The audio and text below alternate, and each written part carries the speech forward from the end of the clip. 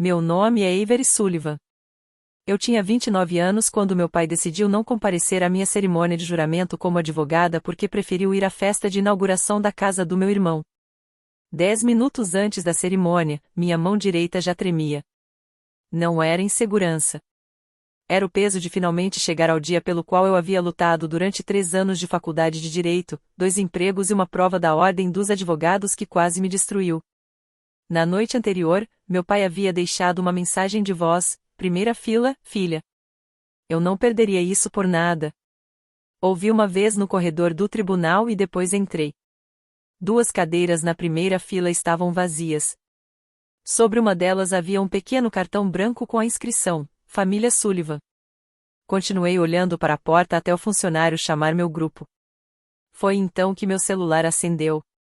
Na tela apareceu uma foto da festa de inauguração da casa do meu irmão, champanhe, balões dourados e meus pais posicionados ao lado dele. Meu pai segurava uma taça diante de uma legenda que dizia: Família está presente. A publicação havia sido feita às 11h08. Minha cerimônia começaria às 11h10. Levantem a mão direita, ordenou o juiz. Meus dedos tremeram ainda mais enquanto bloqueava a tela. Repeti cada palavra do juramento com clareza, tentando ignorar aquele cartão branco abandonado na cadeira vazia. Quando os aplausos começaram, eu já não olhei para a porta. 20 minutos depois, meu pai mandou uma mensagem: nós vamos explicar. Guardei a mensagem de voz, a captura de tela e o cartão que continuava intacto dentro da pasta da cerimônia. Naquele momento, achei que aquilo seria apenas a lembrança de uma promessa quebrada. Eu ainda não sabia que, 93 dias depois, meu pai colocaria outro conjunto de documentos nas minhas mãos. E foi então que descobriria que faltar à minha cerimônia tinha sido apenas a menor das decisões que ele havia tomado pelas minhas costas. Antes de contar o que aqueles documentos escondiam e o que aconteceu depois que fiz uma ligação capaz de paralisar todos naquela sala, me diga nos comentários de onde você está assistindo. Quero saber até onde essa história chegou. 3 meses depois, meu pai apareceu diante do meu apartamento segurando uma pasta de financiamento imobiliário contra o peito.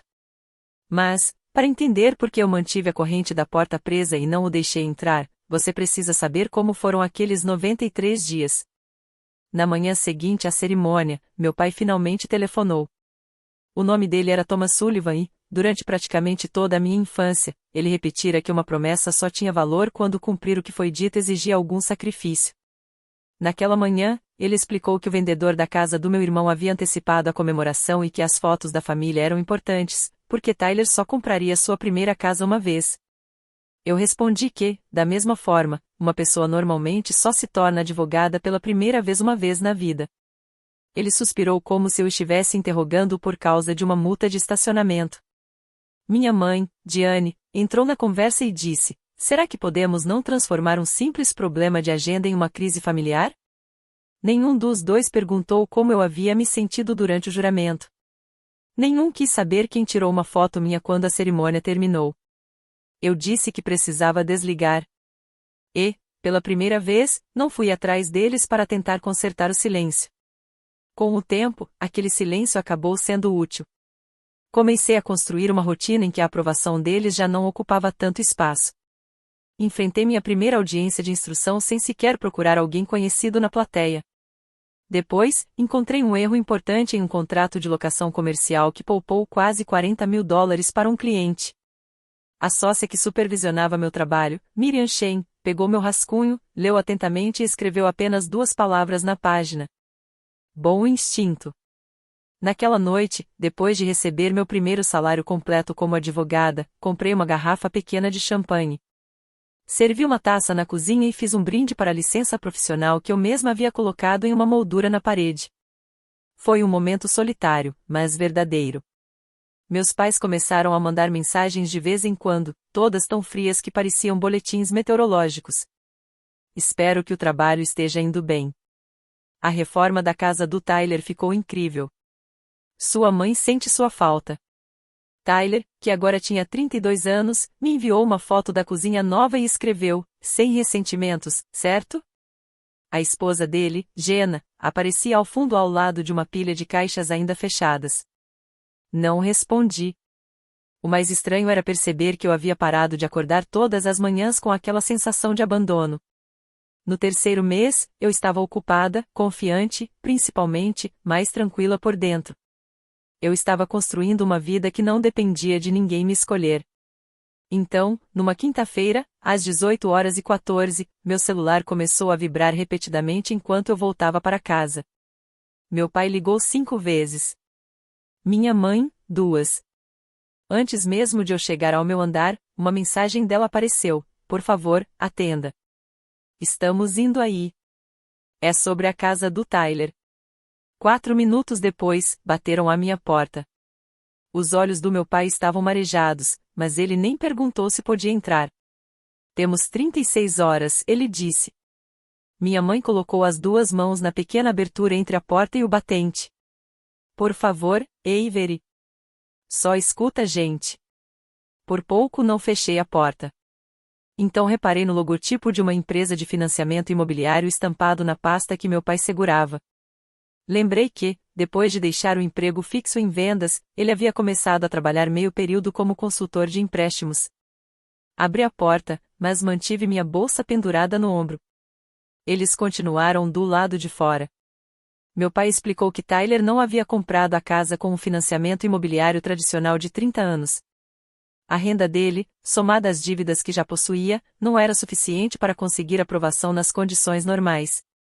Por isso, o vendedor havia aceitado um acordo temporário de 90 dias, com uma parcela final enorme, que precisaria ser quitada ou refinanciada antes do vencimento. O prazo terminaria na sexta-feira. Segundo meu pai, o banco que faria o financiamento definitivo havia dado uma aprovação inicial. Mas, na última etapa, o analista de crédito exigirá a assinatura de um segundo solicitante com uma situação financeira mais sólida. Se o fechamento não acontecesse, o vendedor poderia declarar o acordo em inadimplência e iniciar o processo para recuperar o imóvel. Ele vai perder tudo, minha mãe disse. Fiz a pergunta que imediatamente me veio à cabeça. E quem decidiu colocar meu nome nisso? Meu pai colocou a pasta sobre o balcão da cozinha e a empurrou na minha direção. Você é a única pessoa que pode salvar seu irmão. Não toquei na caneta que ele estendeu. Em vez disso, comecei a examinar os documentos. A primeira página descrevia meu envolvimento como uma espécie de acomodação familiar. A segunda mostrava uma obrigação mensal que consumiria mais da metade do meu salário líquido caso Tyler deixasse de pagar. Na terceira página, estava o meu escritório de advocacia, meu salário, meu número de identificação e um endereço onde eu não morava desde a época da faculdade. Meu estômago apertou. Continuei passando as páginas. Até chegar ao histórico da solicitação. Foi ali que tudo mudou. Meu nome aparecia ao lado do nome de Tyler, vinculado a um consentimento registrado 19 dias antes. E eu tinha certeza absoluta de uma coisa: eu nunca havia assinado aquilo.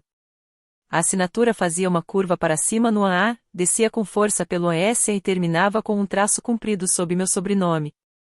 À primeira vista, parecia autêntica. Era justamente essa a intenção. Mas não era minha. Por alguns segundos, deixei de ouvir meus pais. Aquela assinatura era uma versão antiga da minha, da época em que eu ainda estava na faculdade de Direito e fazia questão de sublinhar a Sullivan, orgulhosa de carregar o sobrenome da família. Até o pequeno espaço em que minha caneta costumava sair do papel havia sido reproduzido. Alguém tinha encontrado um documento antigo, estudado cada detalhe e praticado até conseguir imitar minha assinatura. De onde veio isso? Perguntei. Meu pai explicou que a pré-aprovação online ainda não era definitiva e que o processo só poderia avançar se eu assinasse naquela noite. Mas havia um problema. A própria página afirmava que eu havia autorizado uma consulta ao meu crédito e fornecido aquelas informações. Quem colocou meu número de identificação nessa solicitação? Minha mãe começou a chorar. Meu pai tentou justificar dizendo que Tyler estava desesperado. Quando insisti na pergunta, ele finalmente confessou que havia guardado uma pasta digital dos meus anos de faculdade. Ali estavam documentos de auxílio financeiro, declarações fiscais, um contrato de aluguel e até uma cópia da minha carteira de motorista. Ele havia entregado aquele material ao meu irmão para que Tyler pudesse descobrir se os números seriam suficientes para conseguir o financiamento. Naquele instante, percebi o que meu pai tinha feito. Ele havia tratado as partes mais privadas da minha vida como se fossem simples chaves reservas, disponíveis para qualquer pessoa da família usar quando fosse conveniente. A assinatura eletrônica fraudulenta tinha sido suficiente para abrir meu histórico de crédito e levar a solicitação para uma análise condicional, facilitada pela indicação profissional do meu pai. Ainda não bastava para concluir o financiamento. Agora, o banco exigia uma assinatura física reconhecida em cartório. Meu pai não tinha aparecido ali para pedir um simples favor. Ele precisava de mim porque a mentira havia chegado ao ponto em que meu próprio corpo teria que estar presente para torná-lo oficial. Peguei meu celular e liguei para o número impresso na capa dos documentos do financiamento. Meu pai estendeu a mão sobre o balcão. Avery, espera. Afastei-me e coloquei a ligação no viva voz. Quando uma representante atendeu, pedi para falar com o departamento responsável por suspeitas de fraude. Minha mãe parou de chorar tão de repente que o silêncio tomou conta do apartamento. O rosto do meu pai perdeu completamente a cor. Por favor, não faça isso, ele murmurou. Passei meu nome, o número da solicitação e os últimos 4 dígitos que apareciam no documento. Então fui direta. Eu não solicitei esse financiamento. Não autorizei nenhuma consulta ao meu crédito. A assinatura atribuída a mim foi falsificada e documentos contendo meus dados pessoais foram enviados sem minha autorização. A especialista não simplesmente apertou um botão e cancelou todo o processo. Ela colocou uma restrição de segurança na solicitação, abriu um protocolo de investigação e informou que os registros de acesso ao sistema seriam preservados. Também explicou que eu provavelmente precisaria apresentar uma declaração formal sobre o ocorrido. Ela me orientou a registrar uma ocorrência por uso indevido de identidade, bloquear temporariamente meu crédito e comunicar o caso às autoridades competentes.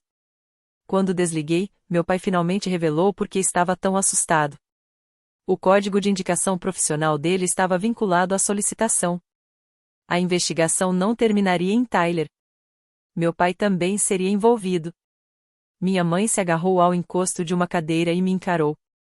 Você vai acabar com a vida do seu pai por causa de alguns papéis? Senti uma náusea difícil de explicar ao perceber que meu próprio nome havia sido separado de mim e transformado em uma ferramenta. Uma assinatura não é apenas um conjunto de traços, ela representa intenção e pode gerar consequências reais. Minha família havia transformado a minha em um disfarce para proteger o filho favorito. Se aquele financiamento fosse aprovado, o histórico de pagamento seria associado ao meu crédito. A responsabilidade poderia atingir minha renda e, se algo desse errado no futuro, eu ainda poderia parecer cúmplice de uma operação que nunca autorizei.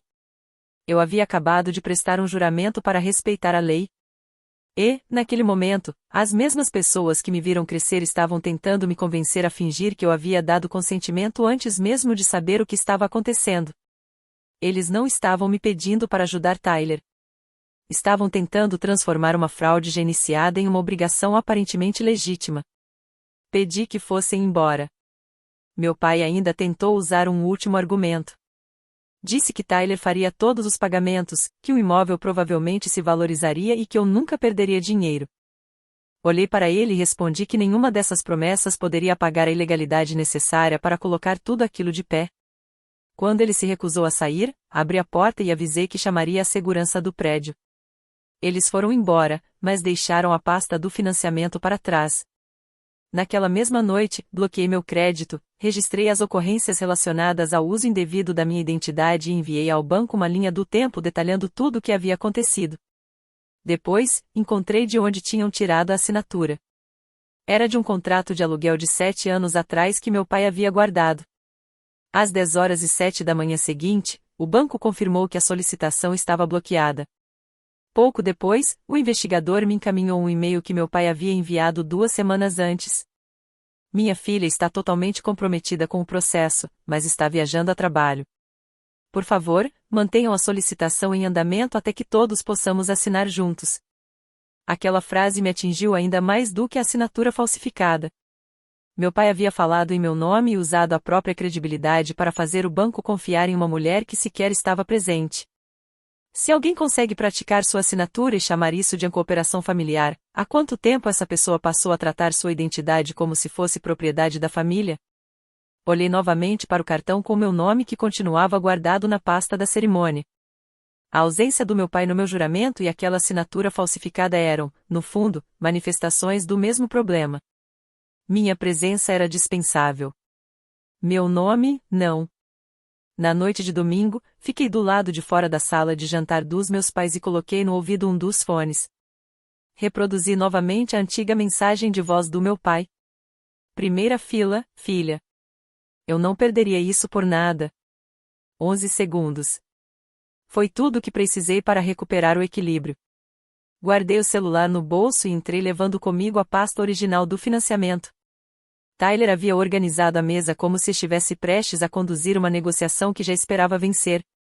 Meu pai estava sentado em uma ponta, minha mãe na outra. Tyler colocou Jenna ao lado dele, como se a presença dela pudesse fazer aquela situação parecer uma simples questão familiar, e não o resultado de uma fraude. Havia um prato reservado para mim, mas ninguém havia tocado na comida. Tyler começou a falar antes mesmo que eu me sentasse. O banco exagerou porque você usou a expressão roubo de identidade ou ponto. A voz dele era firme e confiante, como se já estivesse tentando reescrever tudo o que havia acontecido. Isso ainda pode ser resolvido. Amanhã você liga para eles e diz que houve um mal-entendido. Senti meu coração bater forte na garganta. Como filha, meu primeiro impulso era explicar tudo até que eles aceitassem a minha versão dos fatos. Mas, como advogada, eu começava a aprender outra coisa: fazer perguntas curtas e deixar que pessoas desonestas preencham o silêncio por conta própria. Olhei diretamente para Tyler. Foi você quem assinou meu nome? Ele olhou para meu pai. Meu pai encarou minha mãe. Jenna observou os três, sem saber para onde olhar. Finalmente, Tyler respondeu. Era uma solicitação eletrônica. Essa não foi a minha pergunta. A cadeira de Tyler arrastou no chão quando ele se levantou parcialmente. Ele tentou se justificar, dizendo que havia usado minha assinatura antiga apenas para conseguir manter as condições do financiamento. Meu pai entrou na conversa. Eu disse a ele que você acabaria entendendo a situação quando percebesse o tamanho do risco. Foi aí que tudo ficou claro. Não havia arrependimento naquela mesa. O que existia era irritação porque meu consentimento tinha chegado tarde demais e atrapalhado o plano deles. Jenna virou lentamente para Tyler. Você me disse que a Avery já tinha concordado. Tyler respondeu que ela estava exagerando. Naquele instante, a união que mantinha todos do mesmo lado começou a desmoronar. Abri a pasta e coloquei 4 documentos sobre a mesa: a solicitação de financiamento contestada, o comprovante do meu registro policial, o e-mail que meu pai havia enviado ao banco e o antigo contrato da época da faculdade de Direito, de onde a assinatura havia sido copiada. Eu não levei a captura de tela da festa de inauguração. Não precisava provar que eles haviam ferido meus sentimentos. O que eu precisava mostrar era algo muito mais sério: cada mentira contada naquela história deixava um rastro documental. Meu pai se levantou tão depressa que derrubou o próprio copo. Você registrou uma ocorrência contra seu próprio irmão? Registrei uma ocorrência porque minha identidade foi usada sem autorização. Ele bateu a mão na mesa. Você está destruindo essa família por causa de uma questão burocrática. Minha mãe começou a chorar e apontou para Jenna. Olha o que você está fazendo com o casamento deles. Tyler estendeu o braço para pegar a solicitação que estava diante de mim. Eu puxei a pasta primeiro e recuei. Jenna também se levantou. Não encoste nela, disse. O rosto de Tyler mudou.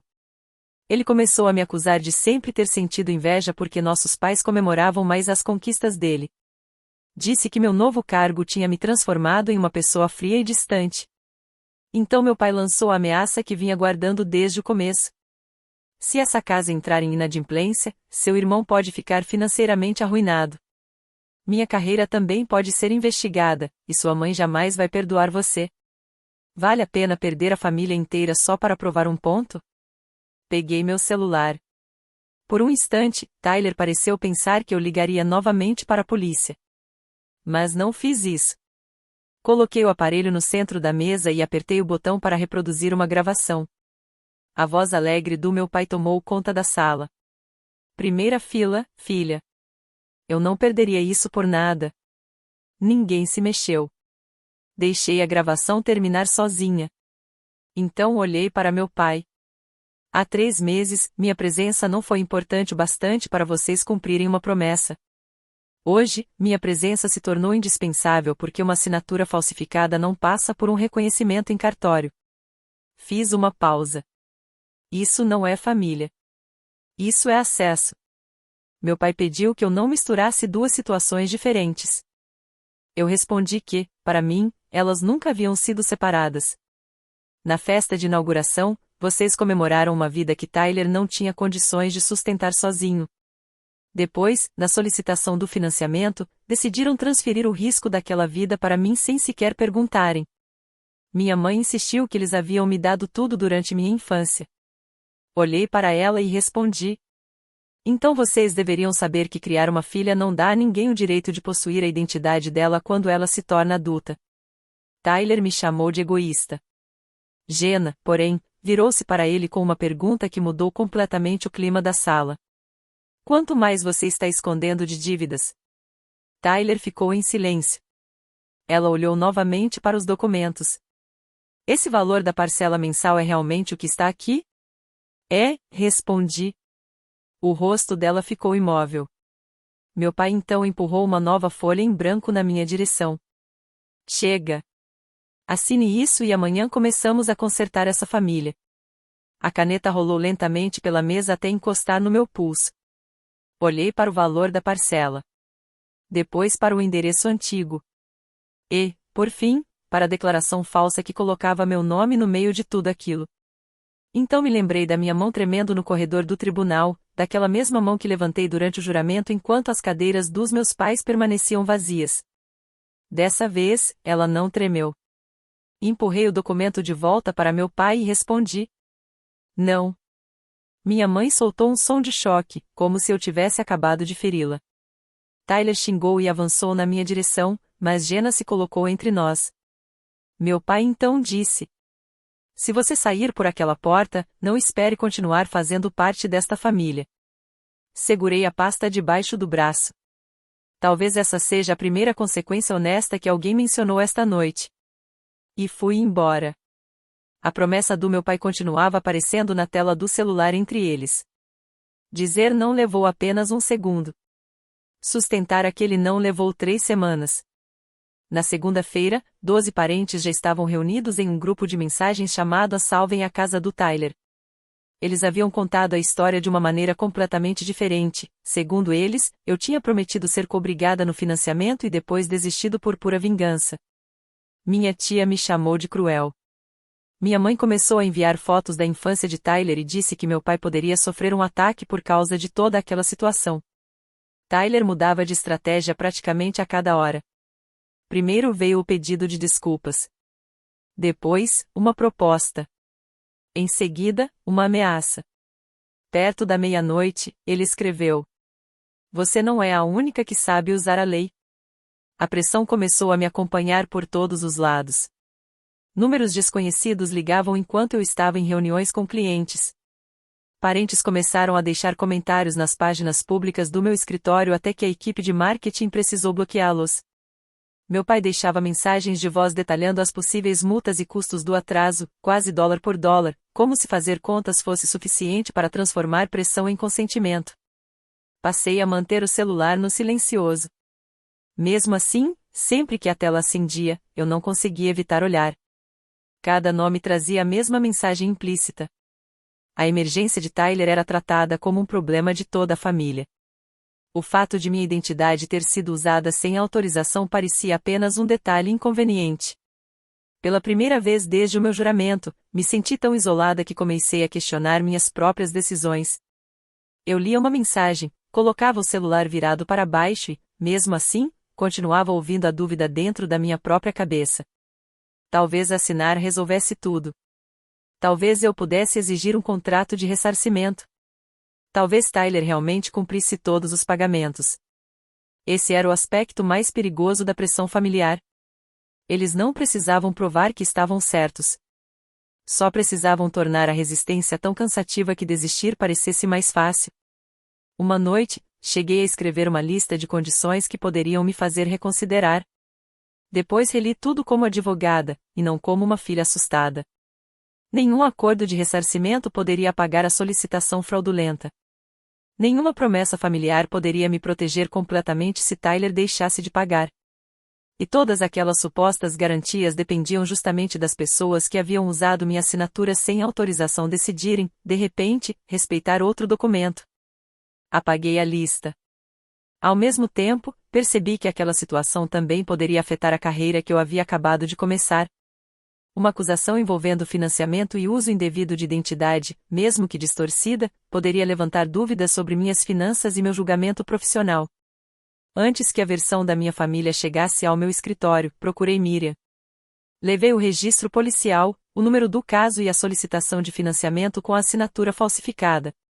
Minha boca estava seca quando expliquei que o código de indicação do meu pai aparecia associado ao processo. Miriam fez perguntas objetivas. Meu crédito estava bloqueado? Eu já tinha procurado orientação jurídica? Eu me sentia segura? Nosso conselho de ética registrou formalmente que eu havia comunicado a fraude assim que tomei conhecimento dela e que não estava representando nenhuma das pessoas envolvidas. Minha carreira não desmoronou porque eu escolhi contar a verdade desde o começo. O processo, porém, avançou lentamente. Foram necessárias declarações reconhecidas em cartório, uma entrevista com o investigador, documentos de identificação, amostras da minha assinatura e o antigo contrato de aluguel. Os registros digitais acabaram vinculando a solicitação à conexão de internet usada por Tyler e ao portal de indicação associado ao meu pai. O departamento de compliance suspendeu o acesso profissional do meu pai. 18 dias úteis depois da minha primeira ligação, o banco retirou a aprovação condicional, removeu a consulta daquele processo do meu histórico de crédito e comunicou à corretora onde meu pai trabalhava. Eu não senti nenhuma vitória. Toda manhã surgia uma nova exigência para provar que eu não havia feito algo que outra pessoa cometera usando meu nome. Meu pai ainda tentou interferir na investigação. Apresentou uma declaração dizendo que havia entendido errado uma conversa verbal que supostamente tivemos.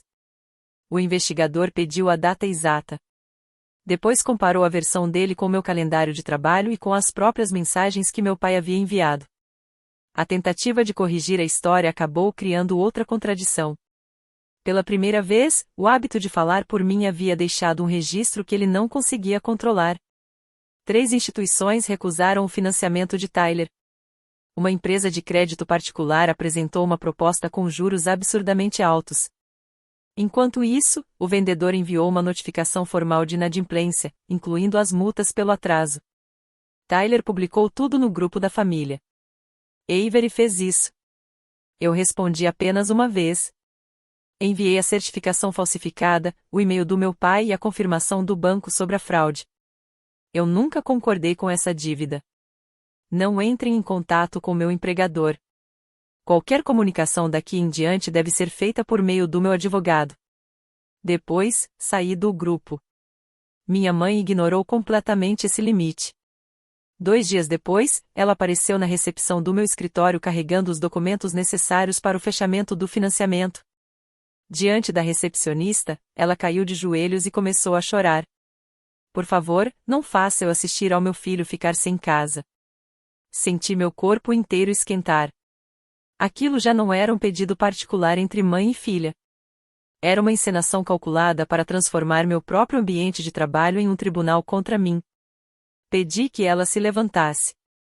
Ela segurou minha manga e sussurrou: "Filhas boas protegem os pais." Nesse momento, Miriam saiu do elevador, veio até mim e pediu que minha mãe deixasse o prédio. Como ela se recusou, a segurança precisou acompanhá-la até a saída. Naquela noite, minha mãe contou à família que eu havia colocado seguranças contra ela. Convenientemente, não mencionou que estava carregando uma pasta de financiamento quando apareceu no meu trabalho. Jenna foi a primeira pessoa da família a respeitar o limite que eu havia estabelecido. Nós nos encontramos em uma biblioteca pública. Ela levou mensagens que mostravam que minha suposta autorização já havia sido tratada como certa antes mesmo da festa de inauguração. Depois, outras informações vieram à tona. Havia 2 cartões de crédito completamente comprometidos e um empréstimo pessoal que Tyler havia escondido. Ele precisava que a casa parecesse um sinal de sucesso por tempo suficiente para conseguir mais crédito, Jenna explicou. Ela respirou fundo. Eu achei que seus pais estavam ajudando a gente. Não sabia que estavam usando você. Jenna não me pediu para assinar nada. Ela pediu apenas uma cópia da página falsificada para que seu advogado pudesse avaliar quais riscos ela própria poderia enfrentar.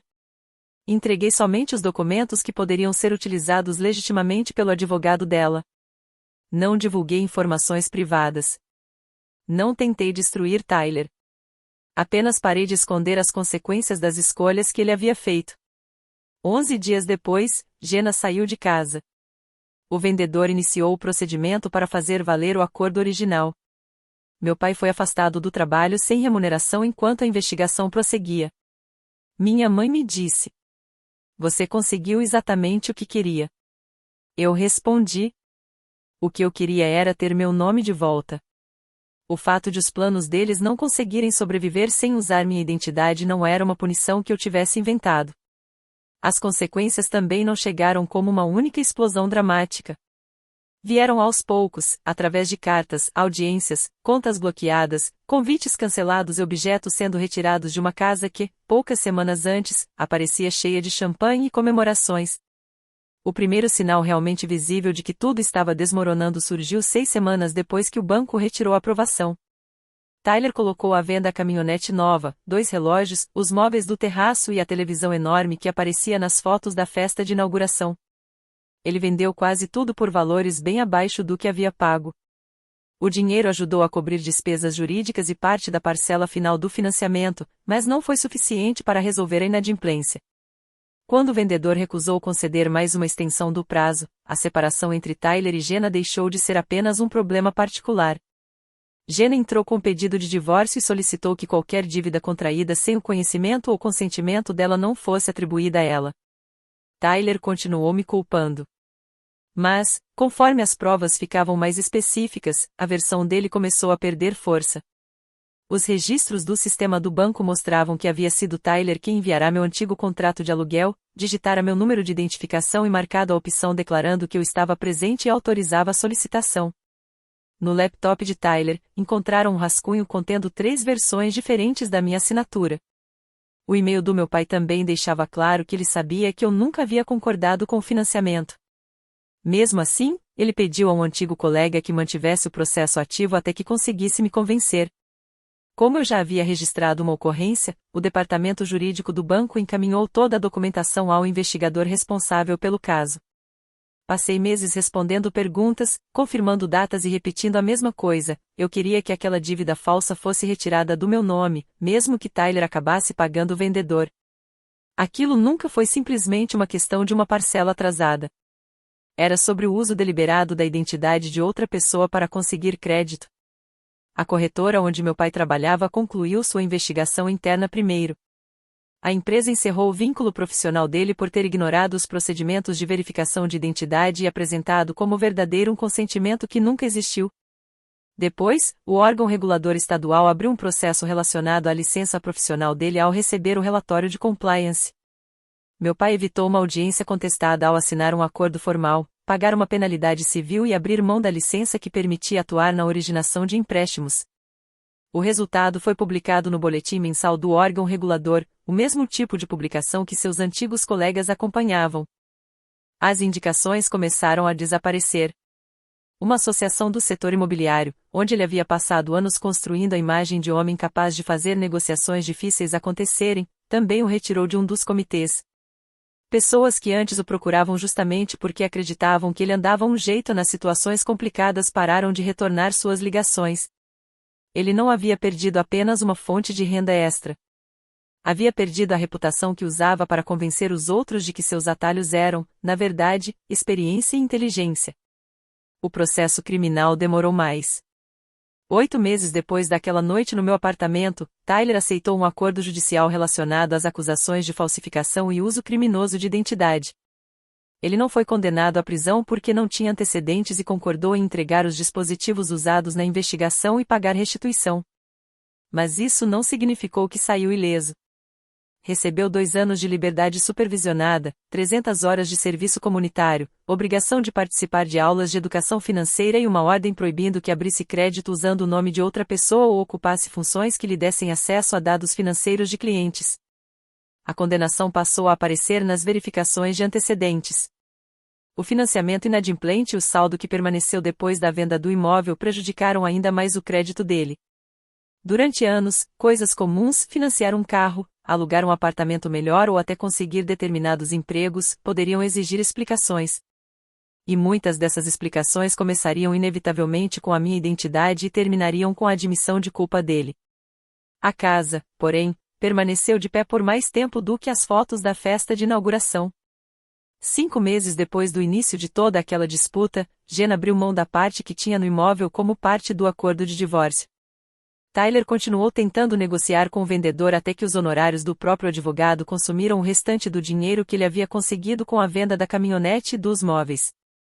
No fim, o tribunal autorizou a venda da propriedade. O valor obtido não foi suficiente para cobrir o saldo final do financiamento, as penalidades e os custos jurídicos. Tyler ficou com uma dívida judicial superior a $60.000. No dia da mudança, um vizinho publicou uma foto que acabou chegando até mim por meio de um primo. Tyler carregava um colchão pelos mesmos degraus onde meu pai havia erguido uma taça de champanhe durante a comemoração. A faixa dourada da festa já não estava mais lá. Uma faixa mais clara permaneceu nos tijolos, exatamente onde a fita havia protegido a parede da ação do sol. Tyler acabou se mudando para um quarto alugado sobre uma farmácia popular. A maioria dos grandes condomínios recusou sua solicitação depois de analisar o histórico dele. Ele conseguiu um emprego em um depósito, trabalhando no turno da noite, depois que 2 empresas desistiram de contratá-lo durante a verificação de antecedentes. Pouco tempo depois, o divórcio de Jenna foi oficializado. Ela publicou apenas uma declaração para os amigos que os dois tinham em comum. Não divulgou meus documentos nem expôs informações particulares. Disse simplesmente que havia decidido sair do casamento porque Tyler havia falsificado a identidade de alguém da própria família, mentido sobre a situação financeira do casal e esperado que ela ajudasse a esconder tudo. Ela não me chamou de heroína. Apenas descreveu o que ele havia feito. Alguns dos amigos que haviam brindado com ele naquela festa deixaram de convidá-lo para sair. A vida social construída em torno daquela aparência de sucesso desapareceu junto com a casa. Com minha mãe, as consequências foram diferentes, porque nenhum tribunal a condenou. Durante semanas, ela havia contado aos parentes que eu tinha quebrado uma promessa e abandonado meu irmão no pior momento. Depois que Jenna esclareceu a história e a decisão relacionada à licença do meu pai se tornou pública, alguns desses parentes compararam as mensagens da minha mãe com os documentos que eu havia apresentado. Minha tia ficou furiosa ao perceber que havia sido usada para me pressionar e exigiu um pedido de desculpas. 2 primos também pediram que minha mãe devolvesse o dinheiro que haviam contribuído para salvar Tyler da traição de última hora da Avery. Parte daquele dinheiro já tinha sido usada para pagar o advogado dele. Para devolver o restante, minha mãe precisou vender algumas joias. A família também decidiu que ela não seria mais responsável pela organização do encontro anual. Os convites para o Dia de Ação de Graças começaram a desaparecer. Até a irmã que mais havia defendido minha mãe acabou dizendo: "Você não pediu nossa ajuda para salvar o Tyler. Você pediu que a gente ajudasse a punir a Avery por ter descoberto o que ele fez." Minha mãe havia protegido o filho favorito com tanta intensidade que, finalmente, todos começaram a enxergar o preço que ela estava disposta a fazer a própria filha pagar. A perda da renda do meu pai, somada às despesas jurídicas de Tyler, obrigou meus pais a vender o trailer que usavam nas férias e a refinanciar a própria casa em condições menos favoráveis. Minha mãe conseguiu um emprego de meio período em um escritório de faturamento médico. Era irônico, porque durante anos ela havia criticado minhas longas jornadas de trabalho, dizendo que eu levava minha ambição a sério demais. Meu pai colaborou com os investigadores para evitar que também fosse formalmente acusado. Mas essa colaboração destruiu de vez o relacionamento dele com Tyler. Tyler dizia que meu pai havia fornecido os registros que acabaram incriminando os dois. Meu pai, por outro lado, acusava Tyler de ter feito uma cópia ruim demais da minha assinatura. Os dois passaram a discutir sobre quem havia transformado uma suposta solução temporária da família em um caso criminal. Nenhuma dessas discussões incluía a minha vontade. Eu vi Tyler apenas uma vez, durante a audiência em que a sentença foi anunciada. Sem a casa, sem a caminhonete e sem meus pais posicionados atrás dele, ele parecia muito menor. No corredor, ele parou diante de mim. "Você está feliz agora?" Por um instante, a antiga versão de mim quis suavizar a resposta para que ele não me odiasse. Então me lembrei de quanto cuidado ele havia colocado para copiar minha assinatura daquele antigo contrato de aluguel. Olhei para ele e respondi: não. Agora eu estou segura. Foi a primeira vez que me permiti reconhecer que havia justiça naquela situação. Eu não estava comemorando o crédito destruído do meu irmão. Também não sentia prazer ao ver meu pai enfrentando consequências profissionais. O que eu senti era outra coisa, alívio por finalmente saber que meu nome estava novamente sob meu próprio controle. Senti alívio porque, finalmente, o preço das escolhas havia recaído sobre quem as tinha criado, em vez de ser colocado sobre os meus ombros. Meses antes, eu havia aberto uma garrafa de champanhe sozinha porque ninguém apareceu para comemorar minha conquista profissional. Na noite em que o banco enviou a confirmação definitiva de que meu nome havia sido retirado daquela solicitação de financiamento e meu histórico estava limpo, comprei outra garrafa pequena. Dessa vez, Mira apareceu com comida para a viagem e 2 copos de plástico. Nós não brindamos à condenação de Tyler nem à perda da casa. Brindamos ao meu histórico de crédito recuperado na tela do computador e ao fato de minha carreira continuar intacta. A queda deles não era minha vitória. Minha vitória foi não ter permitido que eles me derrubassem junto. 1 ano depois do meu juramento, voltei ao mesmo tribunal, dessa vez como voluntária na cerimônia de uma nova turma de advogados. Fiquei perto do púlpito entregando as pastas da cerimônia e observei os candidatos procurando na plateia as pessoas que haviam prometido estar ali. Dessa vez, uma das cadeiras da primeira fila tinha um cartão escrito: convidada de Avery Sullivan. Miriam estava sentada atrás dele. Ela ergueu um dos mesmos copos de plástico que havíamos guardado como uma brincadeira. Soltei uma risada baixa antes que o funcionário pedisse silêncio e desse início à cerimônia. Meus pais ainda deixavam algumas mensagens de voz de vez em quando. Meu pai falava sobre perdão sem mencionar diretamente o que havia feito. Minha mãe falava sobre família sem tocar no assunto dos parentes que já não confiavam nela. Tyler enviou uma carta por meio do responsável pelo acompanhamento da liberdade supervisionada. Ele admitiu que a ideia de usar minha assinatura tinha partido dele, mas ainda descreveu a casa como algo que eu poderia ter ajudado a salvar. Não respondi. Um pedido de desculpas que ainda carrega a expectativa de que você deve alguma coisa não é realmente um pedido de desculpas. É apenas uma cobrança feita em voz mais baixa. Naquela tarde, quando voltei ao escritório, aceitei trabalhar gratuitamente em um caso envolvendo uma mulher cujo antigo companheiro havia aberto contas de crédito usando os dados dela. No final do contrato de representação, assinei meu nome: Avery Sullivan. Era a assinatura compacta que uso hoje. Sem o sublinhado exagerado. Sem aquele orgulho emprestado do sobrenome. Sem hesitação. A antiga solicitação fraudulenta permanecia guardada em um arquivo lacrado de evidências, do outro lado da mesa. As 2 assinaturas já não pareciam iguais. Mas, mais importante, aquelas 2 versões de mim também não eram iguais. Uma havia passado anos esperando que a própria família finalmente a escolhesse. A outra havia entendido que escolher a si mesma não era crueldade. Eu ainda guardo o pequeno cartão branco com as palavras "A família Sullivan", aquele que estava na cadeira vazia da minha primeira cerimônia. Ele fica no fundo de uma gaveta. Não o deixo exposto como uma ferida, mas também não o jogo fora como se aquele dia nunca tivesse acontecido. Ele me lembra exatamente quanto pode custar uma promessa vazia. E me lembra do momento em que a mão que levantei diante do tribunal finalmente ficou firme o suficiente para proteger o nome que outras pessoas tentaram usar. Talvez essa seja a verdadeira lição de tudo o que aconteceu. Perdoar alguém não significa entregar novamente a essa pessoa aquilo que ela já demonstrou não saber respeitar. Às vezes, estabelecer um limite é justamente a forma mais honesta de respeitar a si mesmo. E talvez dizer a não seja vingança. Talvez seja simplesmente o primeiro passo para recuperar a própria vida.